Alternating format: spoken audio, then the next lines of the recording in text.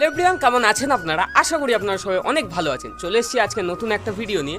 তো আমি ড্র্যাগন ফল গাছের যে কাটিং ডাল থেকে চারা তৈরি করা ভিডিও আমি পোস্ট করেছিলাম, তারই পার্ট 3 নিয়ে আজকে আমি চলে এসেছি ও আপনাদেরকে দেখাবো যে কীভাবে ড্র্যাগন ফল গাছ সঠিক পদ্ধতিতে রোপণ করতে হয়। তো চলুন ভিডিওটি শুরু করা যাক। ভিডিওটি শুরু করার আগে আপনাদেরকে জানিয়ে রাখি, আপনারা অনেকেই ইউটিউব চ্যানেলে আসছেন, ভিডিও দেখছেন, কিন্তু চ্যানেলটিকে সাবস্ক্রাইব করে রাখছেন না।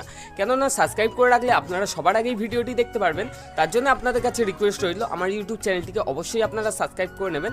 ধন্যবাদ। আমরা ড্র্যাগন ফল গাছের ডালগুলো কেটে কালকে রাত্রে এই বালতিতে রুট হরমোন পাউডার মিশিয়ে ডুবিয়ে রেখেছিলাম। তো জলটা দেখুন কতটা ঘন হয়ে গেছে ড্র্যাগন ফল গাছের লালা থেকে। আর এই দেখুন লাল লাল ফাঙ্গাস লেগেছে। এই ফাঙ্গাসের জন্য আজকের আমরা এনেছি কপার গ্রুপের এই ফাঙ্গিসাইড পাউডারটা। এটা আমরা গুলে যেখানে পচে গেছে সেই জায়গাতে আমরা দেব, যাতে না পচে যায়। আমি এখানে ডালগুলোকে খুব সুন্দর করে তৈরি করে নিয়েছি। ও পার্ট 3 দেখতে আমার চ্যানেলটিকে অবশ্যই সাবস্ক্রাইব করে রাখবেন। ধন্যবাদ।